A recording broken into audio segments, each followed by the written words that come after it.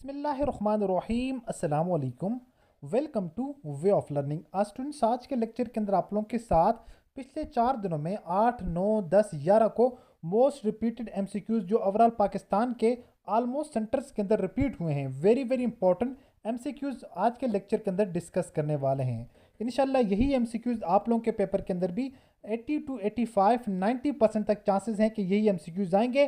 सो आप लोगों ने इन एमसीक्यूज़ों को अच्छे तरीके से प्रिपेयर कर लेना है। इनके साथ साथ जो एमसीक्यूज मैं आपको एक्स्ट्रा बताऊंगा कि आप लोगों ने इसके बारे में भी पढ़ लेना है, वो भी आप लोगों ने अपने पास मस्ट प्रिपेयर करना है, अपने पास आप लोग नोट डाउन कर लें, उनको भी प्रिपेयर करें। इंशाल्लाह इंशाल्लाह इंशाल्लाह आपका टेस्ट अच्छे नंबरों के साथ, मेरिट वाले नंबरों के साथ क्लियर होगा। ओके, क्वेश्चन नंबर 1 हमारे पास जो स्टूडेंट के पेपर के अंदर आया हुआ था, which of the following is a secondary alcohol. ये जो ऑप्शंस हैं, इन ऑप्शंस में कौन सा हमारे पास जो है वो सेकेंडरी अल्कोहल है। ठीक है, हमारे पास सबसे पहले देखते हैं फंक्शनल ग्रुप कौन सा है अल्कोहल का। अल्कोहल का हमारे पास फंक्शनल ग्रुप हमारे पास है OH। ठीक है, ये OH हमारे पास क्या है, अल्कोहल का फंक्शनल ग्रुप है। अब हमें कैसे आइडेंटिफिकेशन होगी, कोई जो है वो यहाँ पर कार्बन है। ठीक है, यहाँ पर हमारे पास कोई प्राइमरी है, सेकेंडरी है या टर्शरी है, कौन सा हमारे पास जो क्वेश्चन के अंदर पूछे हुए वो होगा। उसके आइडेंटिफिकेशन के लिए सिंपल इज दैट, हमने सबसे पहले देखना है OH ग्रुप देखना है। अगर OH ग्रुप एक कार्बन के साथ अटैच हो और फिर वो कार्बन किसी एक और कार्बन के साथ अटैच हो, ठीक है, फॉर एग्जांपल ये CH3 के साथ यहाँ पर अटैच है, यहाँ पर हमारे पास ये क्या मीथेन है, तो हमारे पास अगर एक ग्रुप के साथ यहाँ पर अटैच है तो हमारे पास क्या हो जाएगा, हमारे पास ये प्राइमरी अल्कोहल हो जाएगा। ठीक है, जिस तरह फॉर एग्जांपल ये देखें, ये यहाँ पर हमारे पास कितने कार्बन के साथ फर्दर अटैच है, एक कार्बन के साथ, यहाँ पर हमारे पास क्या हो जाएगा, प्राइमरी अल्कोहल हो जाएगा। अगर यहाँ पर सेकंड वाले के अंदर देखें, सेकंड वाला कितने कार्बन के साथ मजीद अटैच है, एक यहाँ पर है, एक यहाँ पर है। ठीक है, यहाँ पर ये वाला कार्बन इसके साथ OH के साथ अटैच है, फिर ये फर्दर दो कार्बन के साथ अटैच है, एक कार्बन ये है, एक कार्बन ये है। ठीक है, मतलब कि हमारे यहाँ पर हमारे पास क्या हो चुका है, ये सेकेंडरी अल्कोहल हो चुका है। ठीक है, फर्स्ट हमारे पास प्राइमरी था, ये वाला हमारे पास सेकेंडरी हो चुका है। अब हम देखते हैं टर्शरी कौन सा होगा। टर्शरी में जिसमें क्या हो, हमारे पास सबसे पहले OH ग्रुप हो, OH ग्रुप एक कार्बन के साथ अटैच हो, ये कार्बन फर्दर तीन कार्बन के साथ, कितने के साथ, अगर तीन कार्बन के साथ अटैच है तो यहाँ पर हमारे पास ये क्या हो जाएगा, टर्शरी अल्कोहल हो जाएगा।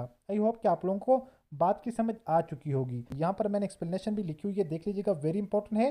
OH group attach to a carbon which is bonded to one other carbon, मतलब एक और कार्बन के साथ अटैच हो, उसको हम क्या कहेंगे, प्राइमरी अल्कोहल कहेंगे। इसकी एग्जांपल हमारे पास इथानॉल, यहाँ पर हमारे पास देखिए, यहाँ पर हमारे पास ये CH है, अल्कोहल का फंक्शनल ग्रुप है, ये कार्बन के साथ अटैच है, और ये वाला फर्दर फिर एक और कार्बन के साथ अटैच है, मतलब कि ये प्राइमरी हो गया। अब यहाँ पर ये यहाँ पर ये OH ग्रुप ये CH के साथ अटैच है, फर्दर दो कार्बन के साथ, एक ये कार्बन दोनों के साथ अटैच हुई, सो ये हमारे पास क्या हो जाएगा, आइसोप्रोपेनल। यहाँ पर हमारे पास सेकेंडरी अल्कोहल हो जाएगा। होपफुली कि आपको क्वेश्चन की समझ आ चुकी होगी। सेकंड जो क्वेश्चन पेपर के अंदर आया हुआ था, the element with symbol silicon Si is classified as, तो इसको हम किस चीज़ के अंदर क्लासिफाइड करेंगे, क्या ये मेटल है, नॉन मेटल है, मेटालाइड है, नोबल गैस है, तो ये इनमें क्या चीज़ है। ठीक है, पेपर के अंदर ये पूछा हुआ था, इनमें से तीनों में से ये क्या है। इनके आइडेंटिफिकेशन के लिए मैं आपको थोड़ा सा मेथड बता देता हूँ। यहाँ पर इसका करेक्ट आंसर हो जाएगा मेथालाइड। ठीक है, मेटालाइड हो जाएगा। यहाँ पर थोड़ी सी आइडेंटिफिकेशन को आप लोग यहाँ पर पहचान लें। सबसे पहले मेटल की बात करते हैं।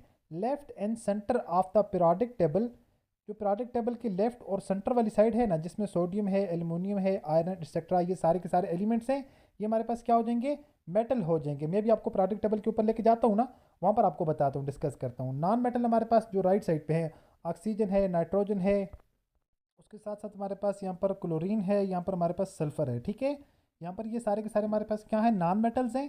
थर्ड नंबर के ऊपर अगर हम आ जाएं मेटालाइट्स, तो मेटालाइट्स हमारे पास कौन कौन से हैं, यहाँ पर मेटालाइट्स एलिमेंट सबसे पहले हमारे पास बोरान है, फिर हमारे पास यहाँ पर सिलिकॉन है, फिर आर्सेनिक है, फिर हमारे पास एंटीमनी है, फिर हमारे पास यहाँ पर टेलेरियम है। ये सारे के सारे क्या है, हमारे पास मेटालाइट्स हो जाएंगे। वेरी वेरी इंपॉर्टेंट है, मस्ट प्रिपेयर कर लें, एक MCQ इसमें से आएगा। यहाँ पर स्टूडेंट अगर हम देखें ना, ये हमारे पास आ चुके हैं प्रोडक्ट टेबल।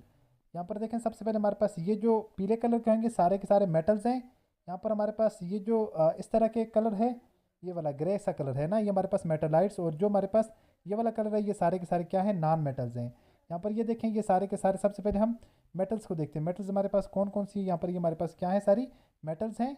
मेटालाइट को अगर देखें तो मेटालाइट्स हमारे पास यहाँ पर ये स्पेसिफिक मेटालाइट्स हैं। इसके अलावा यहाँ पर हमारे पास ये जो है, ये सारी की सारी क्या है, नॉन मेटल्स हैं। होपफुली कि आपको अच्छे तरीके से समझ आ चुकी होगी। नेक्स्ट हमारे पास स्टूडेंट जो क्वेश्चंस हो जाएगा, आयोनाइजेशन एनर्जी जनरली, तो इसका ट्रेंड पूछो वो था जनरली तौर के ऊपर आयोनाइजेशन एनर्जी का ट्रेंड क्या रहता है, ठीक है। Decrease down A group and increase across a period, मतलब ये जो है वो ग्रुप के अंदर डाउन, अगर डाउन जाती है तो हमारे पास क्या होती है, डिक्रीज होती है, कम होती है आयोनाइजेशन एनर्जी। अगर अक्रॉस द पीरियड जाती है तो ये क्या होती है, आयोनाइजेशन एनर्जी क्या होती है, इंक्रीज होती है। इसको याद करने के एक मैं आपको बड़े मज़े का मेथड बता दूं। आयोनाइजेशन एनर्जी की बात अगर करें हम, अक्रॉस द पीरियड क्या होती है, इंक्रीज होती है। इस तरह आप लोग एरो लगा लें, अक्रॉस द पीरियड इंक्रीज हो जाएगी और डाउन द पीरियड क्या हो जाएगी, ये डिक्रीज हो जाएगी, ठीक है। अगर हम यहीं पर बात करते हैं ई ए की, मतलब क्या, इलेक्ट्रॉन एफिनिटी की, तो यहाँ पर ये मोर नेगेटिव अक्रॉस पीरियड, मतलब ये पीरियड के अंदर क्या हो जाएगा, मोर नेगेटिव हो जाएगा। Less negative down the group, मतलब डाउन के अगर top to bottom down down की साइड आएंगे तो ये क्या हो जाएगा, नेगेटिव हो जाएगा, लेस नेगेटिव हो जाएगा। अगर हाईएस्ट जो है वो हम आयोनाइजेशन एनर्जी की बात करें तो वो किसकी है, हीलियम की है। जबकि हाईएस्ट इलेक्ट्रॉन एफिनिटी की बात करें तो वो कौन से एलिमेंट्स की है, वो क्लोरीन की है। वेरी वेरी इंपॉर्टेंट है।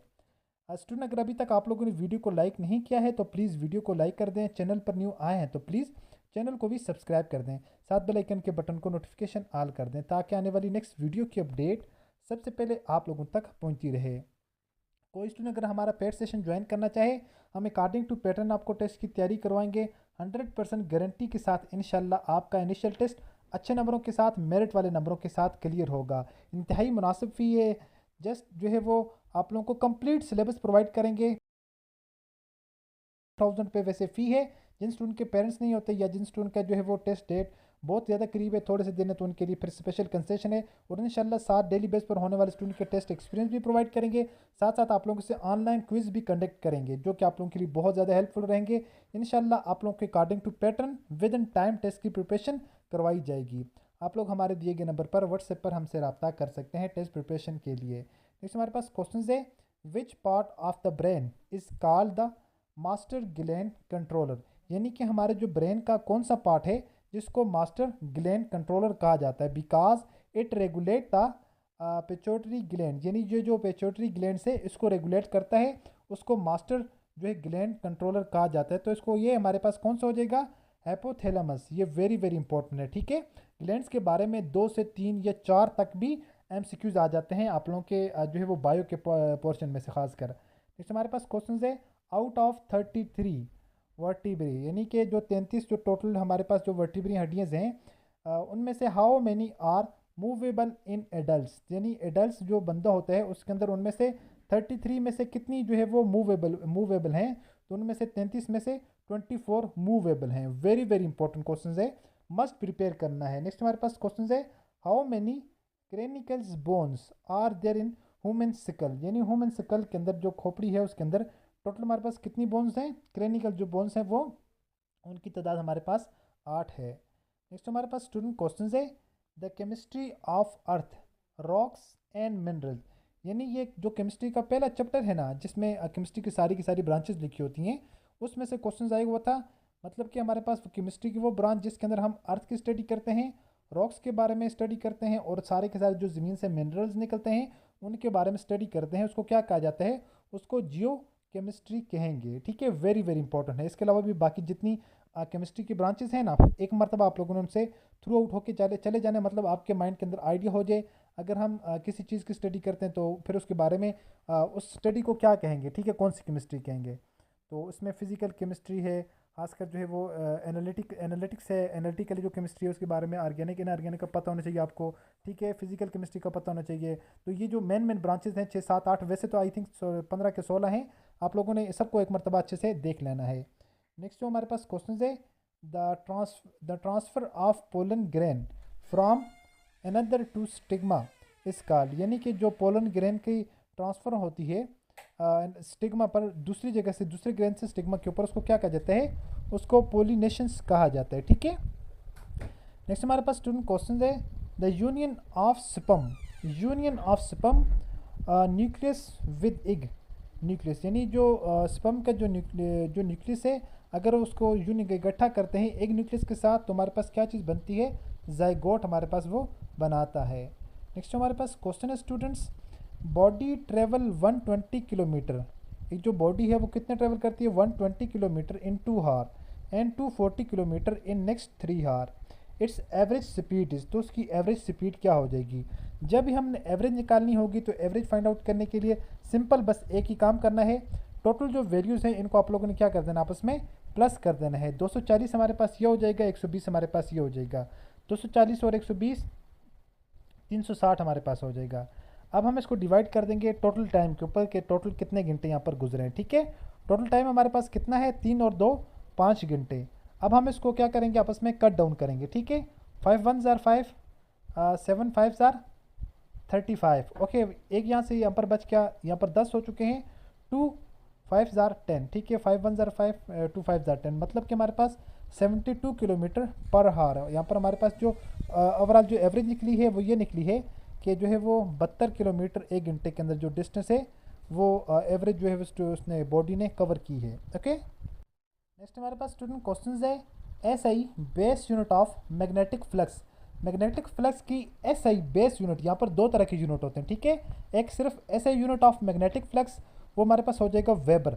सिंपल यूनिट पूछी होगी तो वो हमारे पास क्या है, इसकी सिंपल यूनिट वेबर हो जाएगी। अगर इसकी बेस यूनिट आप लोगों से पूछी हुई है तो फिर आप लोगों ने इसको ये वाली याद रखनी है, किलोग्राम मीटर स्क्वायर। ठीक है, उसके अलावा हमारे पास क्या है, सेकंड इन्वर्स, पर सेकंड इन्वर्स है। ठीक है, ये बात यहाँ पर हमारे पास सर, इसकी अगर एसआई की बेस यूनिट कौन सी, सिंपल यूनिट का पूछा होगा तो आप लोगों ने बता देनी है इसकी सिंपल यूनिट कौन सी है, वेबर हो जाएगी। अगर इसकी बेस यूनिट पूछी हुई तो बेस यूनिट आप लोगों ने फिर ये बतानी है। ठीक है, किलोग्राम मीटर स्क्वायर पर सेकंड स्क्वायर पर एम्पेयर, ये इसकी सारी की सारी क्या है, बेस यूनिट हो जाएगी। आप लोगों ने अच्छे से इसको प्रिपेयर कर लेना है।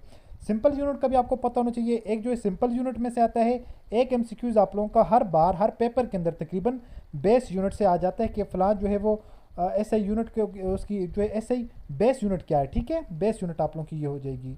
नेक्स्ट हमारे पास स्टूडेंट क्वेश्चन है, the slope of distance time graph represent, यानी जो डिस्टेंस टाइम का जो ग्राफ है रिप्रेजेंट, वो किस चीज़ को जाहिर करता है, तो वो हमारे पास स्पीड को जाहिर करता है। नेक्स्ट हमारे पास क्वेश्चन है, द डिहाइड्रेशन, डी का मतलब होता है रिमूव करना ना, हाइड्रेशन का मतलब है वाटर को ऑफ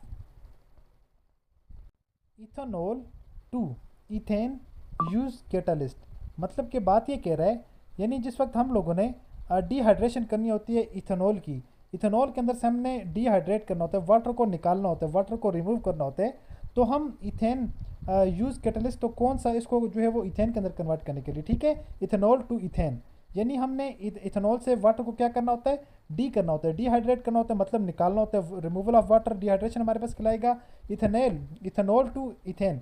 हम कौन सा कैटालिस्ट हम यूज़ करेंगे। ठीक है, कैटालिस्ट का असल में काम क्या होता है, कैटालिस्ट जो पाथ लेंथ होता है, पाथ लेंथ को क्या कर देते हैं, शॉर्ट कर देता है। ठीक है, रेट ऑफ रिएक्शन को क्या कर देता है, इंक्रीज कर देता है, जो बाई डिक्रीजिंग उसकी जो एक पी की जो वैल्यू होती है ना, उसको क्या करते हैं, वो डिक्रीज कर देता है, उसको कम कर देता है। ठीक है, तो हम यहाँ पर कंसनट्रेटेड सल्फ्यूरिक एसिड यूज़ करते हैं। क्या यूज़ करते हैं, कंसनट्रेटेड सल्फ्यूरिक एसिड को यूज़ करते हैं। तो हमारे पास ये एज ए किसके तौर के ऊपर काम करता है, एज ए कैटालिस्ट के तौर के ऊपर काम करता है, जो कि वाटर को वहाँ से रिमूव कर देता है इथेनॉल से इथेन बनाने में। नेक्स्ट हमारे पास क्वेश्चन है, when momentum is equal to kinetic energy, कह रहा है कि जिस वक्त हमारे पास जो मोमेंटम है वो किसके बराबर होगा, काइनेटिक एनर्जी के बराबर होगा। द वेलोसिटी विल बी, तो उसकी वेलोसिटी हमारे पास क्या रह जाएगी। सबसे पहले बात करते हैं, when momentum is equal to kinetic energy. Momentum यहाँ पर हमारे पास देखें किस चीज़ की बात कर रहे हैं, मोमेंटम की बात करें, मोमेंटम किसके बराबर होगा, काइनेटिक एनर्जी के। तो बस सबसे पहले ये चीज़ हमने आपस में कंपेयर करनी है, momentum is equal to P is equal to M V. M V हमारे पास क्या है, ये काइनेटिक एनर्जी है ना। काइनेटिक एनर्जी हमारे पास क्या होती है, K E is equal to 1/2 M V square, half M V square. अब एम वी स्क्र ये क्या हमारे पास, ये हमारे पास काइनेटिक एनर्जी है। अब हम देखेंगे kinetic energy P is equal to, P हमारे पास क्या है, यहाँ पर मोमेंटम के लिए हमने यूज़ किया ना, is equal to M V, P is equal to किसके बराबर है, काइनेटिक एनर्जी के। अब हमने यहाँ पर काइनेटिक एनर्जी की वैल्यू लिखनी है। सबसे पहले पीछे हम लिखते हैं M V equal to 1/2 M V square. ठीक है, हाफ एम वी स्क्र हमारे पास ये इसकी वैल्यू आ चुकी है।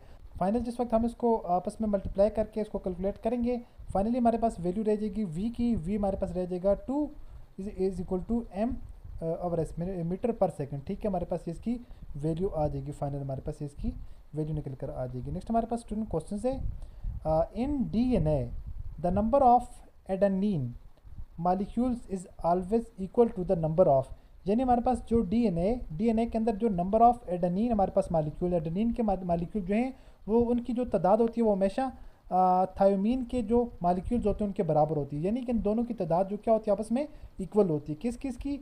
एडेनिन मालिक्यूल्स की और इसके अलावा थायोमीन्स जो मालिक्यूल्स हैं दोनों की तादाद आपस में बराबर होती है। नेक्स्ट हमारे पास क्वेश्चन है, the Balmer series lie in the visible region. अच्छा स्टूडेंट, ये वाला इसमें एक क्वेश्चन पहले भी आ चुका था, फर्स्ट में जो है आप लोगों से अल्ट्रा वायलेट रीजन का पूछा हुआ था ना। इसकी सारी की सारी सीरीज़ है, इसमें आप लोगों ने इसकी आइडेंटिफिकेशन करनी है। आप लोगों को कहा जाता है, पहले मैं आई थिंक लेमन सीरीज़ का पूछा हुआ था। लेमन सीरीज़ जो है वो कहाँ पर लाई कर रही है? स्पेक्ट्रम के अंदर। स्पेक्ट्रम के अंदर ये अल्ट्रा वायलेट रीजन के अंदर जो है वो लाई कर रही है। जबकि जो बल्मर सीरीज़ हमारे पास, यहाँ पर हमारे पास जो इलेक्ट्रॉन की ट्रांजिशन होती है, लेमन सीरीज़ में एन से हमारे पास जो है N1 तक जो है इसके इलेक्ट्रॉन की ट्रांजिशन होती है। जबकि हमारे पास जो बल्मर सीरीज़ है, तो बल्मर सीरीज़ में एन से इलेक्ट्रॉन की ट्रांजिशन कहाँ पर होती है? N2 के अंदर इलेक्ट्रॉन की ट्रांजिशन होती है। ठीक है, उसके हमारे पास यहाँ पर जो इसका रीजन्स बनता है हमारे पास स्ट्रक्चर का, स्पेक्ट्रम का, तो वो हमारे पास यहाँ पर विजिबल बन जाएगा। लेमन सीरीज़ की अगर बात करें, उसका जो हमारे पास इलेक्ट्रॉन ट्रांजिशन है N=1 है, उसका जो रीजन है वो अल्ट्रा वायलेट रीजन है। जबकि जो बल्मर सीरीज़ है, बाल्मर सीरीज़ के अंदर N=2 है, जबकि इसके जो रीजन बन रहे हैं वो कौन सा है? विजिबल रीजन इसका बन रहा है। ठीक है, उसके अलावा यहाँ पर जो बाकी सारे के सारे आप लोगों ने याद रख लें, वो उनका रीजन कौन सा बन रहा है? इंफ्रारेड उनका रीजन बन रहा है। बस इन तीन चीज़ों को याद रख लें, दो का।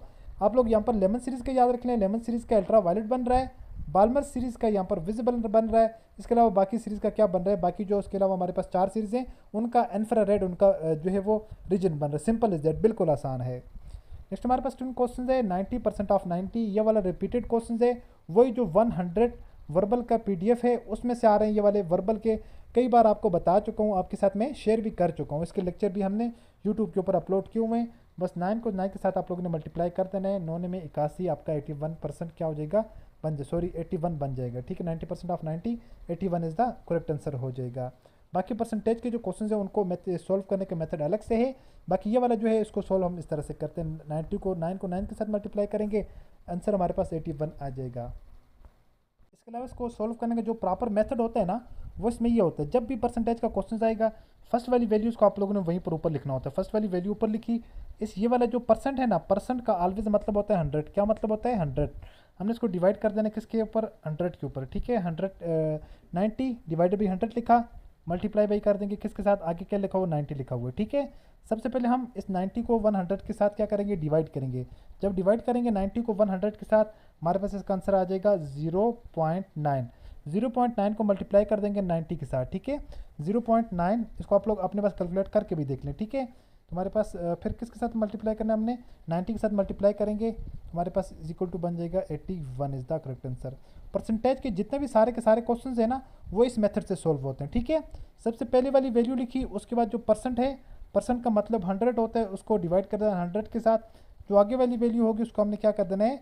मल्टीप्लाई कर देना है। ठीक है, तो कुछ भी वैल्यू आप लोग इस मेथड से उसको सॉल्व कर सकते हैं। नेक्स्ट हमारे पास स्टूडेंट क्वेश्चन है, dimension of impulse is similar to, यानी जो इम्पल्स का जो डायमेंशन ऑफ इम्पल्स है, मतलब वो सिमिलरली किसकी तरह है? बिल्कुल हमारे पास मोमेंटम की तरह है, सिमिलरली टू मोमेंटम।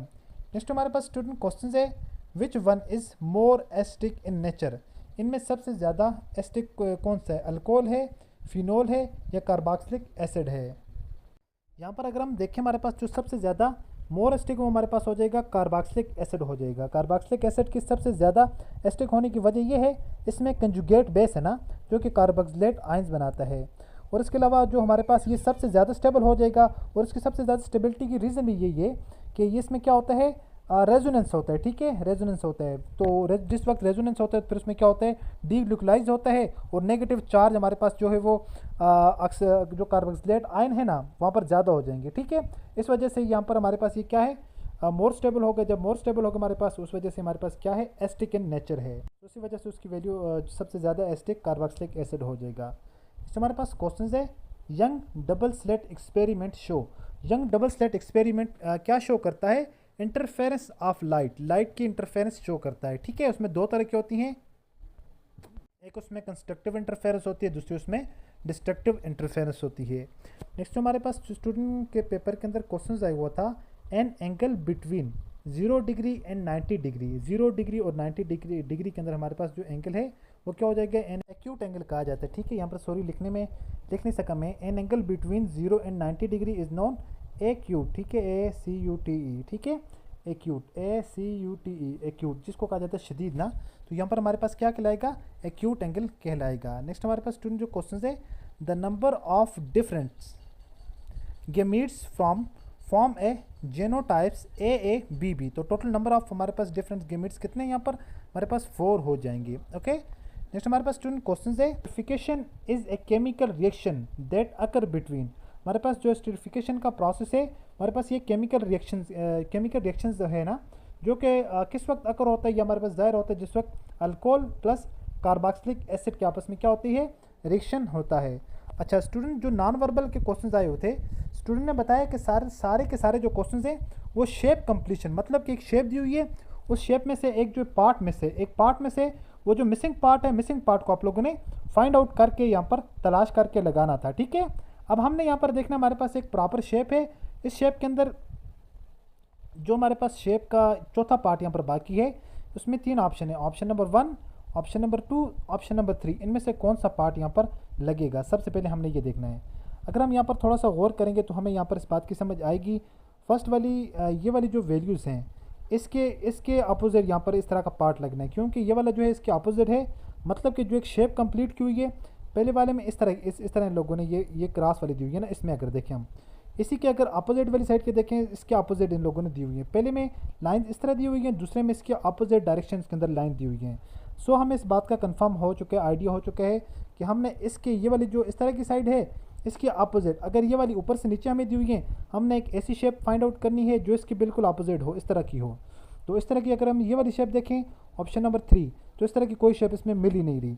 और ये ऑप्शन नंबर अगर 1 को देखें, ऑप्शन नंबर 1 सिमिलरली जो ऑलरेडी पार्ट हमें गिवन है, इमेज के अंदर गिवन है। सो इसका मतलब है यहाँ पर ऑप्शन नंबर ए भी ठीक नहीं है, ऑप्शन नंबर सी भी जो तीसरा ऑप्शन है वो भी ठीक नहीं है। सो इसमें करेक्ट आंसर कौन सा होगा, ऑप्शन नंबर 2 इसमें करेक्ट आंसर हो जाएगा। जिस तरह इस पार्ट का ये वाला अपोजिट है, इस तरह इस पार्ट का ये वाला अपोजिट, ये वाला क्या हो जाएगा, इसका अपोजिट हो जाएगा। सो इस तरह के जो क्वेश्चंस आप लोगों ने प्रिपेयर करने हैं, आप लोगों के पेपर के अंदर बिल्कुल सेम टू सेम इस तरह के क्वेश्चंस आ रहे हैं, मतलब शेप दी हुई है, उसमें से एक पार्ट मिस किए हुए, उस मिसिंग वाले पार्ट को आप लोगों ने फाइंड आउट करके वहाँ पर फिट करना आपको पड़ता है। तो इस तरह के क्वेश्चंस आपके पेपर में इस मरतबा ज़्यादा आ रहे हैं नॉन वर्बल में। उसके बाद स्टूडेंट हमारे पास नेक्स्ट जो क्वेश्चन है, इस क्वेश्चन के अंदर अगर हम देखें तो यहाँ पर हमारे पास प्रॉपर इन लोगों ने एक तस्वीर दी हुई है ना, इस तरह इसका हमारे पास एक जो पार्ट इन लोगों ने कंप्लीट कर दिया है, इधर भी एक पार्ट कंप्लीट है। अब आगे वाला जो हमारे पास पार्ट है वो हमारे पास कौन सा बाकी है, हमारे पास इस तरह का बाकी है, इस तरह का ना। अगर हम इस तरह के जो पार्ट है हमें अगर मिल जाएगा, हम उठाकर उसको यहाँ पर फिट कर देंगे तो वो हमारा करेक्ट आंसर कहलाएगा। इस तरह का जो हमारा पार्ट है वो कौन सा हो जाएगा, ये इस तरह का अगर हम देखें तो हमारे पास ये वाला ऑप्शन नंबर 3 को देखें ना, ऑप्शन नंबर अगर 2 को देखें, ऑप्शन नंबर 2 फिट नहीं आ रहा। ठीक है, यहाँ पर अगर ऊपर से सिक्योर को हटा दें, इसमें से ऊपर वाला जो सिक्योर को हटाना है, ठीक है, सिक्योर को हटाना है हमें। देखें ऑलरेडी हमें एक ये वाला पैटर्न ऑलरेडी मिल चुका है, इधर भी हमारे भी ये वाला पैटर्न मिल चुका है।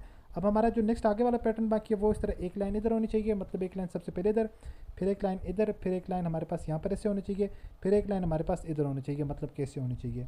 तो इस तरह की जो हमारे पास शेप बन रही है वो ऑप्शन नंबर अगर इसको देखें ये भी नहीं है, इसको देखें ये भी नहीं है, तो ये वाला हमारे पास ज़्यादा फिट बन रहा है। यहाँ पर ये वाली शेप भी बल्कि नहीं बन रही है हमारे पास। आई थिंक इसमें से जो ऑप्शन एक ऑप्शन और था जो मिस हो चुका है। ठीक है, ये मैंने 3 ऑप्शन मेंशन किए, शायद आई थिंक ऑप्शन नंबर 4 था जो इसमें लगना है ना। जिस वक्त यहाँ पर इस तरह की शेप लगेगी ना, ये वाली इस तरह की ये और ये शेप जिस वक्त इसमें लगेगी, फिर जाकर ये इसने फिल होना है, इस तरह का एक हमारे पास था, वो हमारे पास क्या हो जाएगा, करेक्ट आंसर हो जाएगा। ठीक है, सॉरी फॉर देट, ये मैंने लगाते वक्त मुझसे यहाँ से कट हो गया था। ठीक है, जो चौथा ऑप्शन था, तो इस तरह का जो ऑप्शन था वो यहाँ पर फिट आना है।